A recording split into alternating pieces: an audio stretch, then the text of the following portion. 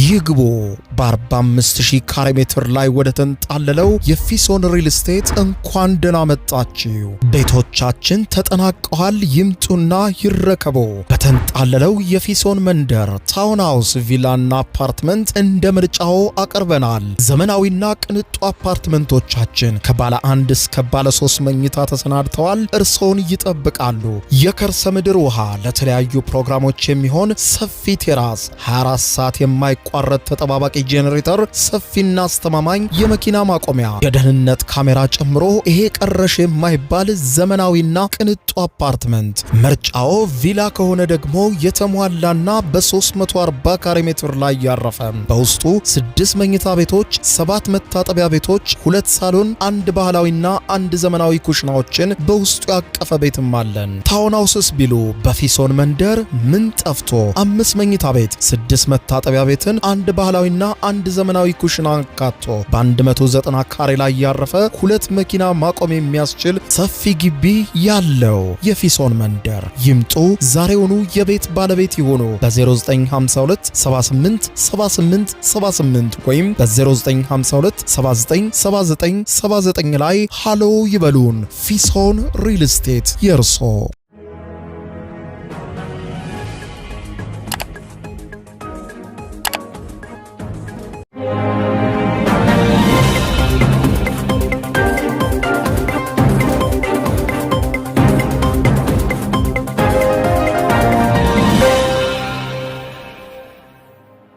ጤና ይስጥልኝ ክቡራትና ክቡራን የዩቲዩብ ቻናል ቤተሰቦች፣ የሰዓቱን አጫጭር ሰበር መረጃዎች ይዤ ቀርብ ያለው። በርከት ያሉ መረጃዎች ዩቲዩብ ላይ ሲጫኑ ቀድሞ ለእናንተ የማስታወቂያ መልእክት ወይም ኖቲፊኬሽን እንዲደርሷችሁ የዩቲዩብ ቻናሌን ሰብስክራይብ በማድረግ የደወል ምልክቷን መጫን አትዘንጉ። ወደ ሰበር መረጃው ስናቀና በቀዳሚነት ወደ እናንተ ጆሮ የሚደርሰው የኢራንና አሜሪካ ውጥረትን በተመለከተ ኢራን አዲስ የስምምነት ሐሳብ ለአሜሪካ ማቅረቧ እየተዘገበ ነው። ሁኔታውን አስመልክቶ የአሜሪካው ፕሬዝዳንት ዶናልድ ጄ ትራምፕ ዛሬ ሌሊቱን በሰጡት ቃለ ምልልስ ደግሞ ኢራን በ3 ቀን ውስጥ እጅ ትሰጣለች ማለታቸው እጅግ በጣም አነጋጋሪ ሆኗል። ይህንን ጉዳይ በተመለከተ ባለስልጣናት በጣም ግራ ተጋብተዋል። ምን ተፈጥሮ ነው በሚለው ጉዳይ ማለት ነው። ተንታኞች ግን ይህንን ውድቅ እያደረጉት ነው። በሌላ በኩል ደግሞ ክቡራን አድማጮች እንዲሁ በተመሳሳይ የኢራን የነዳጅ ጉድጓዶች ስለተዘጉ በአጭር ጊዜ ውስጥ ይፈነዳሉ በሚል ትራምፕ መናገራቸውን ተከትሎ የአሜሪካ መገናኛ ብዙሃን በጉዳዩ ዙሪያ ሰፊ ልምድ ያላቸው ባለሙያዎችን አነጋግረዋል። ነገር ግን ፕሬዝዳንቱ ካሉት በተቃራኒ ነው። ሁኔታውን በተመለከተ መገናኛ ብዙሃን ያወጧቸው ትንታኔዎች በስፋት የማስደምጣችሁ ይሆናል። በኢራንና አሜሪካ ጉዳይ ያለውን ሁኔታ። በሌላ በኩል የመላው የመካከለኛው ምስራቅ ቀጠና ለከፍተኛ ጦርነትና ራሱን ለመከላከል እየተዘጋጀ ይገኛል። የተባበሩት አረብ ኤምሬትስ በቀደመው ጦርነት ላይ ከፍተኛ ጉዳት ስለደረሰባት አዲስ ጦርነት ቢቀሰቀስ ከዚያ ራሷን ለመታደግ ስትል የእስራኤል ንብረት የሆነውን አይረን ዶም የተሰኘ የአየር መከላከያ ዩናይትድ አረብ ኤምሬትስ በሚስጥር ከእስራኤል መግዛቷ ተመልክቷል።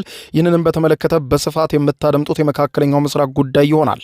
በሌላ በኩል ክቡራን አድማጮች በትናንትናው ዕለት በፕሬዝዳንት ዶናልድ ጄ ትራምፕ ላይ የግድያ ሙከራ አድርጓል የተባለውን ግለሰብ በተመለከተ አዳዲስ ሰበር መረጃዎች ተሰምተዋል።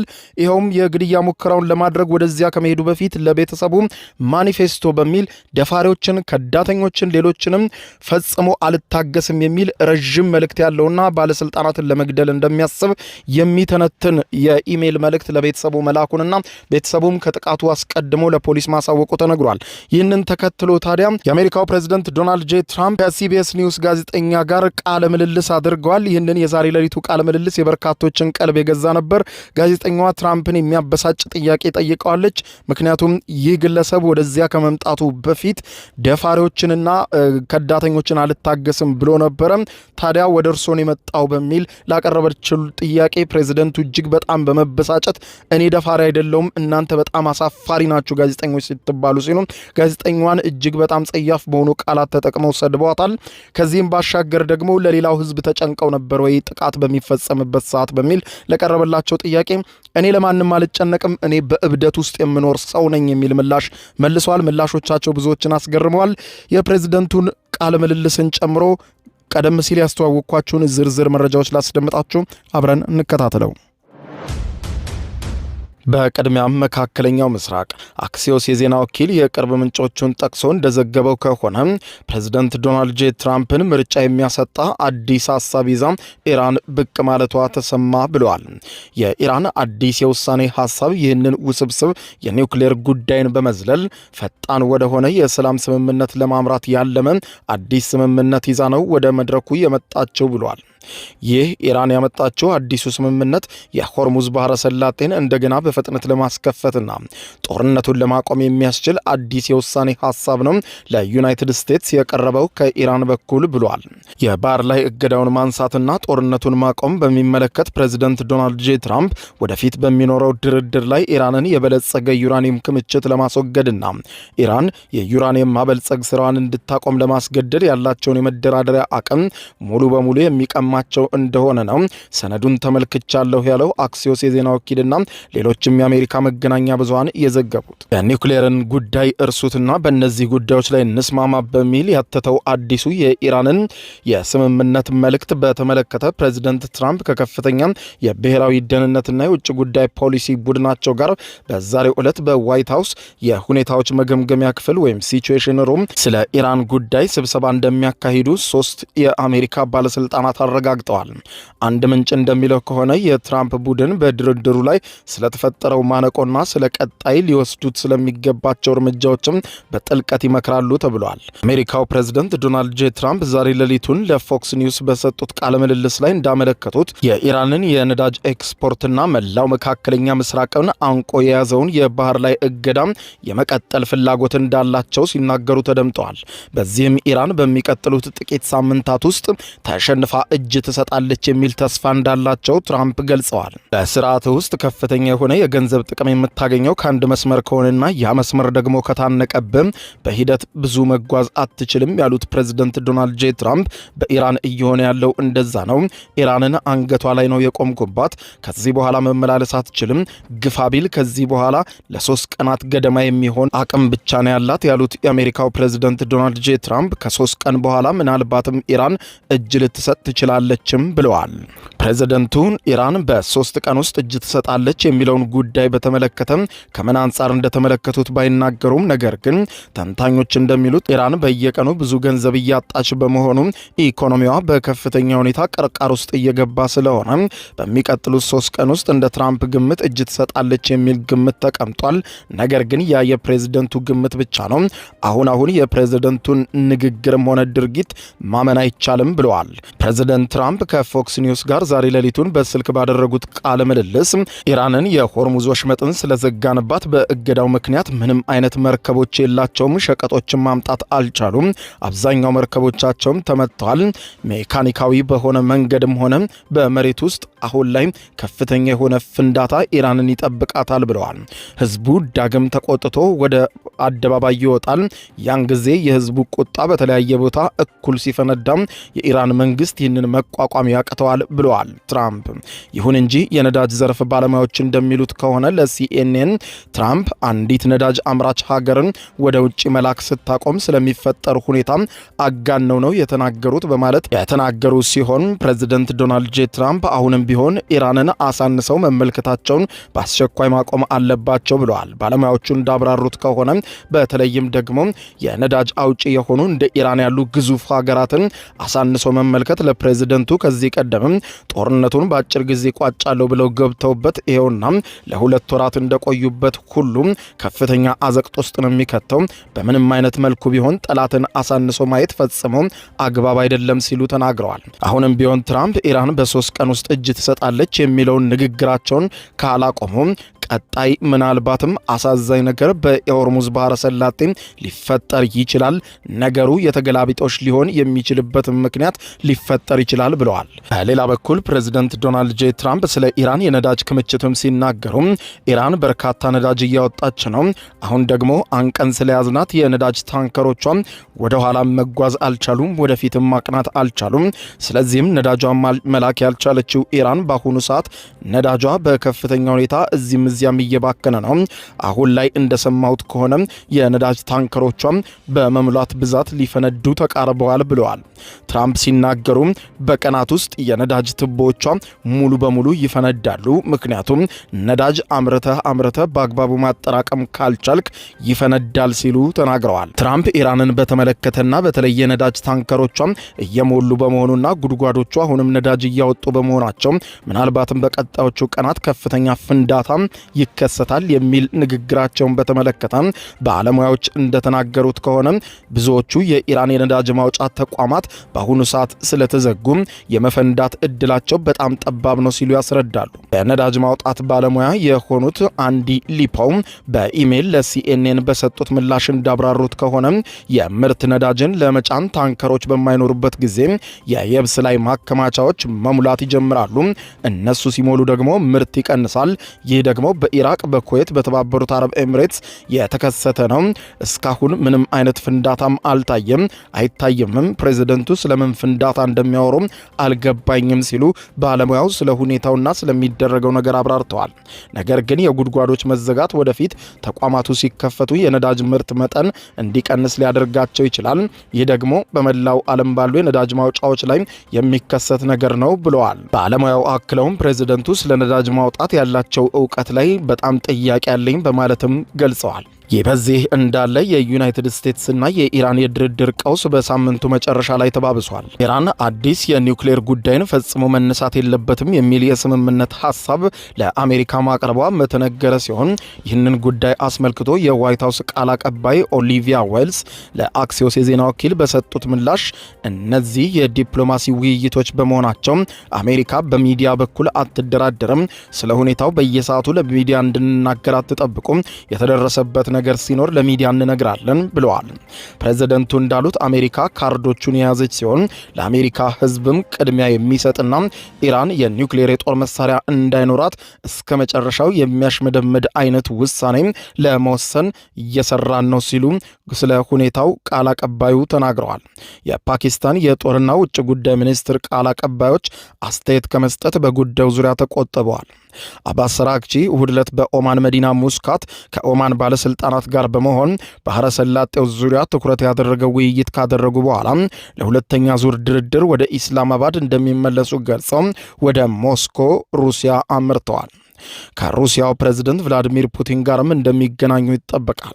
ይህ በእንዲህ እንዳለ የኢራን መንግስታዊ ሚዲያ የሆነው ታስኒም የዜና ወኪልና የኳታር ውጭ ጉዳይ ሚኒስትር እንዳስታወቁ አራግቺ ከፈረንሳይ አቻቸው ዣን ኖኤል ባሮ ጋርና ከኳታሩ ጠቅላይ ሚኒስትር ጋር በስልክ መወያየታቸው ተዘግቧል።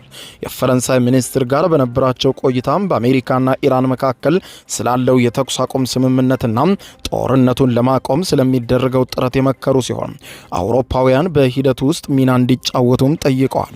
የኳታር ጠቅላይ ሚኒስትር ሼህ መሐመድ ቢን አብዱራህማን በበኩላቸው የሽምግልና ጥረቱ እንዲቀጥልና የባህር ላይ መስመሮች ተከፍተው የነጻ የባህር ላይ ጉዞ እንዲቀጥል እንዲረጋገጥ እንደ መንደራደሪያ ማግባቢያነት ጥቅም ላይ እንዳይውሉ አሳስበዋል። የአሁን ላይ የአረቡ መገናኛ ብዙሃንም ሆኑ የአረቡ ዓለም መሪዎችም ኢራንን ወደ ማግባባት የተመለሱ ሲሆን ከዚህ ቀደም ከአሜሪካ ጋር ግንኙነት በማድረግ በኢራን ላይ ከፍተኛ ትችትና ዘለፋን ሲያዘንቡ የነበሩ የመካከለኛው ምስራቅ ሀገራት አሁን ላይ ወደ ኢራን ቀጥታ ስልክ በመምታት ውይይት እያደረጉ እንደሆነ እየተዘገበ ነው። የኳታሩ ጠቅላይ ሚኒስትርና የሳዑዲ አረቢያው የውጭ ጉዳይ ሚኒስትር ልዑል ፋይሰን ቢን ፋርሃን በስልክ መወያየታቸው የተዘገበ ሲሆን በዩናይትድ ስቴትስና ኢራን መካከል ስላለው ተሰባሪ ሊሆን የሚችል ስሱ የተኩስ አቁም ስምምነት መክረዋል። ሁሉም ወገኖች ሽምግልናውን ምላሽ በመስጠት ቀውሱን ከስረ መሰረቱ በሰላማዊ መንገድ እንዲፈቱት እናሳስባለን ብለዋል።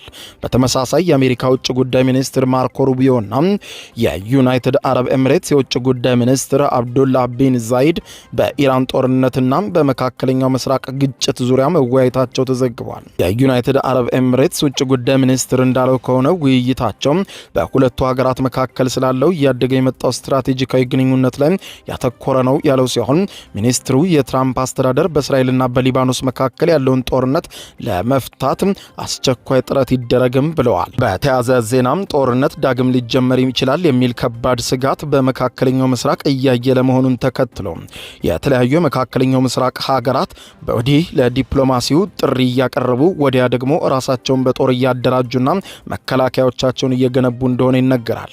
በተለይም በነበረው ጦርነት ከፍተኛ ጉድመት ያስተናገደችው የተባበሩት አረብ ኤምሬትስ በአሁኑ ሰዓት በአረም ላይ አሉ የሚባሉ ምርጥ መሳሪያዎችን ራሷን ለመከላከል እየታጠቀች እንደሆነ ተነግሯል።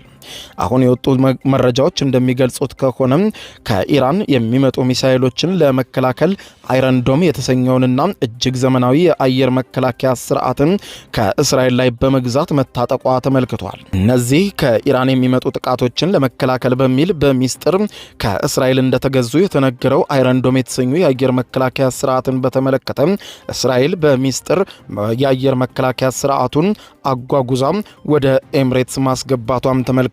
አንድ የእስራኤል ከፍተኛ ባለስልጣን ጉዳዩን አስመልክቶ ለሲኤንኤን መገናኛ ብዙሃን መረጃውን ሰጥተውታል። ይህ እርምጃም በ2020 በአብርሃም ስምምነት መሰረት የሰላም ስምምነት በተፈራረሙት በሁለቱ ሀገራት መካከል ታይቶ የማይታወቅ ግዙፍ ወታደራዊ ትብብር መጀመሩን የሚያሳይ ነው ተብሏል። እስራኤል አይረን ዶም የተሰኘውን የአየር መከላከያ ስርዓቷን ለሌላ ሀገር አሳልፋ መስጠት ጉዳይ ላይ ብዙም አትታይም። አሁን ግን ለዩናይትድ አረብ ኤምሬትስ ይህንን መሳሪያ እንዳስታጠቀቻት ተመልክቷል። የእስራኤል ምንጭ ለአክሲዮስ የዜና ወኪል ያወጣውን ዘገባ ያረጋገጠ ሲሆን የእስራኤል ጠቅላይ ሚኒስትር ቤንያሚን ኔታንያሁ ከኤምሬትሱ ፕሬዝዳንት ሼህ መሐመድ ቢን ዛይድ ጋር በስልክ ከተነጋገሩ በኋላ የእስራኤል መከላከያ ሰራዊት አይዲኤፍ አንድ የአይረን ዶም ባትሪን ከነሙሉ አብራሪዎቹም ወደ ዩናይትድ አረብ ኤምሬትስ እንዲላክ ትዕዛዝ መስጠቱን ተመልክቷል።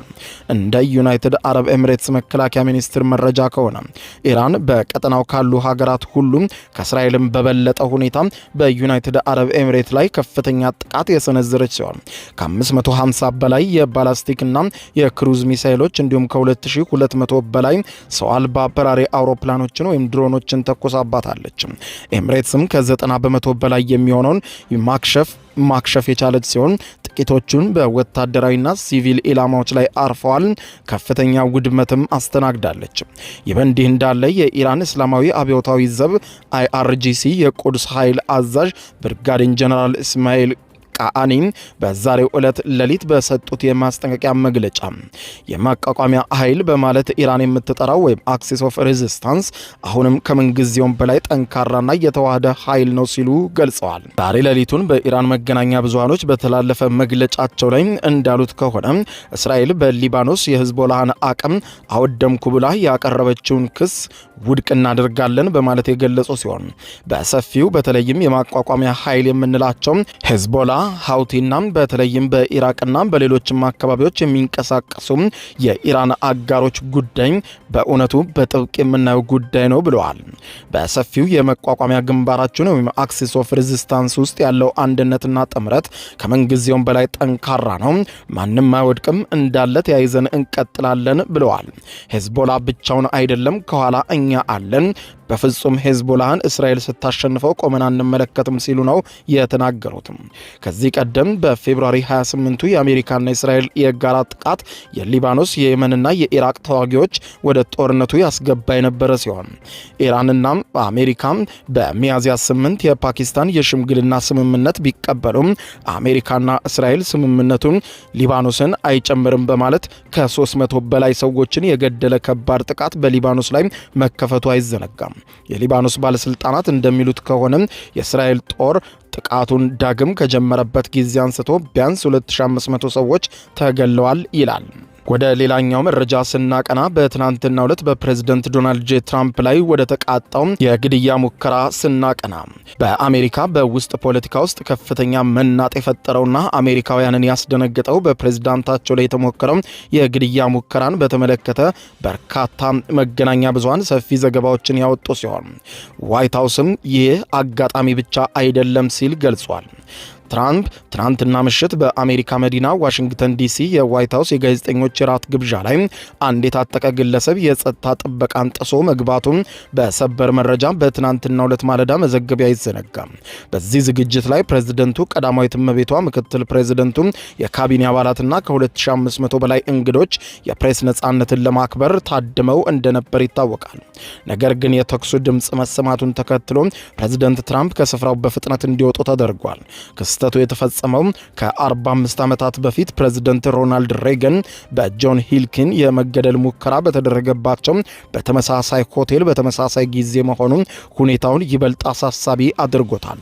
የፌዴራል መርማሪዎች የጥቃቱን ዓላማ እያጣሩ ሲሆን ተጠርጣሪው ጥቃት አድራሹም የ31 ዓመቱ ኬል አለን የተባለና ከካሊፎርኒያ ቶራንስ አካባቢ የመጣ መምህር መሆኑ ተረጋግጧል።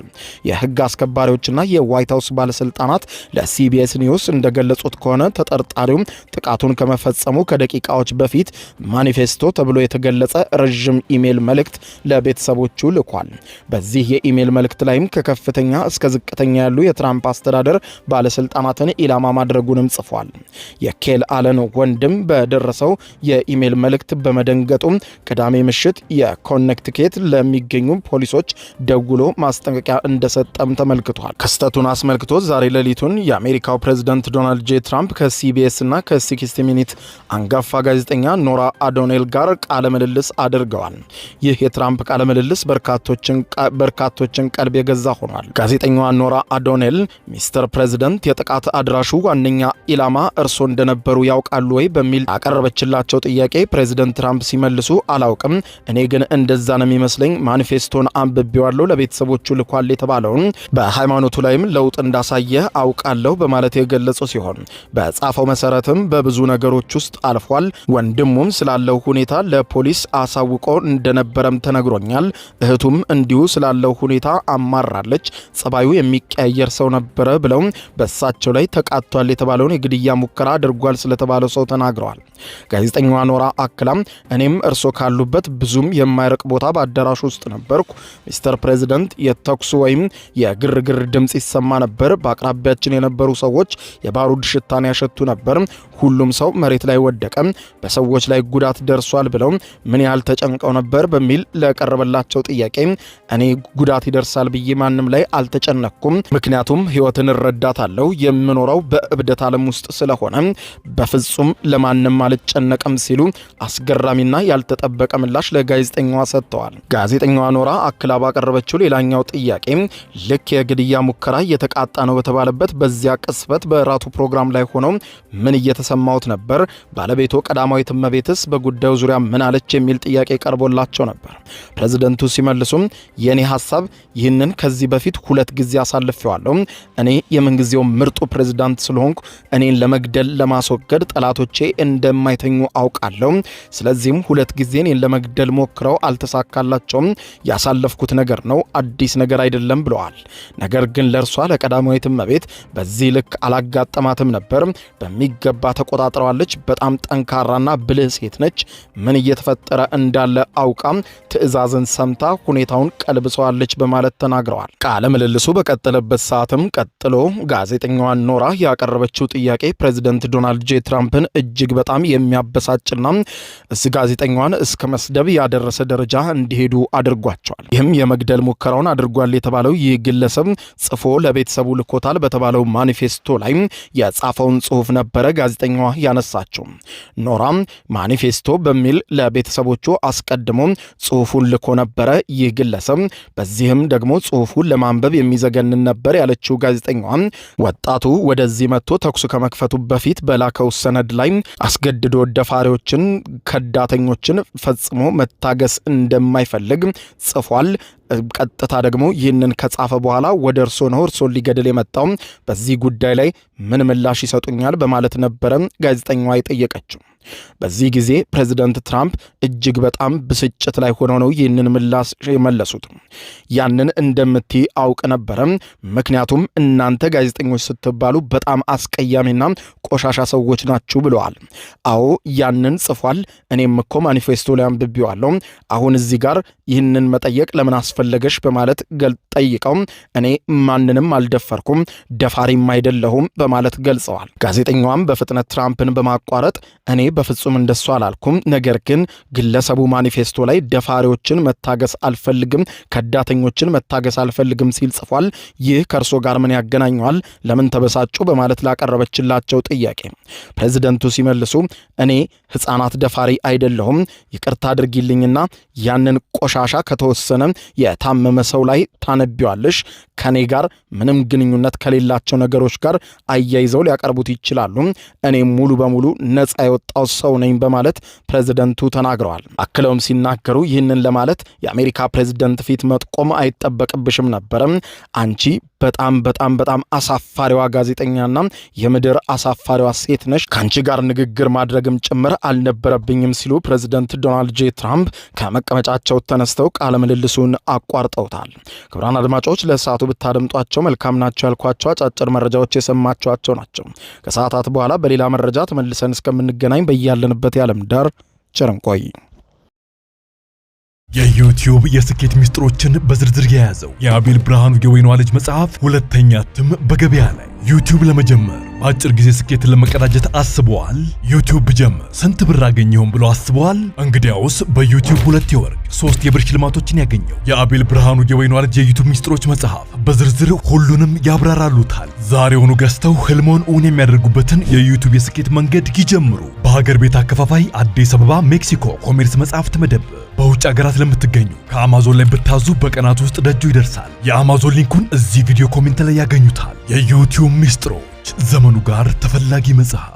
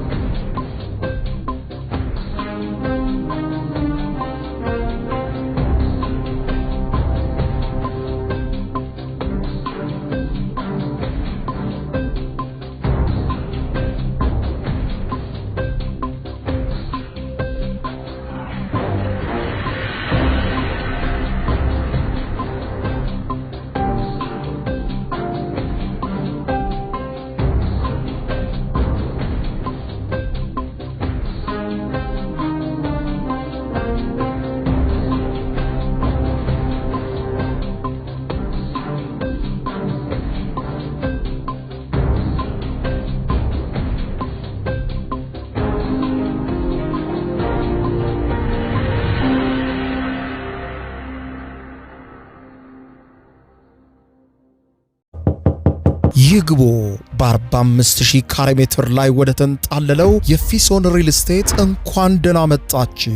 ቤቶቻችን ተጠናቀዋል። ይምጡና ይረከቡ። በተንጣለለው የፊሶን መንደር ታውን ሃውስ፣ ቪላና አፓርትመንት እንደ ምርጫው አቅርበናል። ዘመናዊና ቅንጡ አፓርትመንቶቻችን ከባለ 1 እስከ ባለ 3 መኝታ ተሰናድተዋል። እርሶን ይጠብቃሉ። የከርሰ ምድር ውሃ፣ ለተለያዩ ፕሮግራሞች የሚሆን ሰፊ ቴራስ፣ 24 ሰዓት የማይቋረጥ ተጠባባቂ ጄኔሬተር፣ ሰፊና አስተማማኝ የመኪና ማቆሚያ፣ የደህንነት ካሜራ ጨምሮ ይሄ ቀረሽ የማይባል ዘመናዊና ቅንጡ አፓርትመንት። ምርጫው ቪላ ከሆነ ደግሞ የተሟላና በ340 ካሬ ሜትር ላይ ያረፈ በውስጡ 6 መኝታ ቤቶች፣ 7 መታጠቢያ ቤቶች፣ 2 ሳሎን፣ 1 ባህላዊና 1 ዘመናዊ ኩሽናዎችን በውስጡ ያቀፈ ቤትም አለን። ታውን ሃውስስ ቢሉ በፊሶን መንደር ምን ጠፍቶ 5 መኝታ ቤት፣ 6 መታጠቢያ ቤትን፣ 1 ባህላዊና 1 ዘመናዊ ኩሽና አካቶ በ190 ካሬ ላይ ያረፈ 2 መኪና ማቆም የሚያስችል ሰፊ ግቢ ያለው የፊሶን መንደር። ይምጡ፣ ዛሬውኑ የቤት ባለቤት ይሆኑ። በ0952 78 78 78 ወይም በ0952 79 79 79 ላይ ሃሎ ይበሉን። ፊሶን ሪል ስቴት የርሶ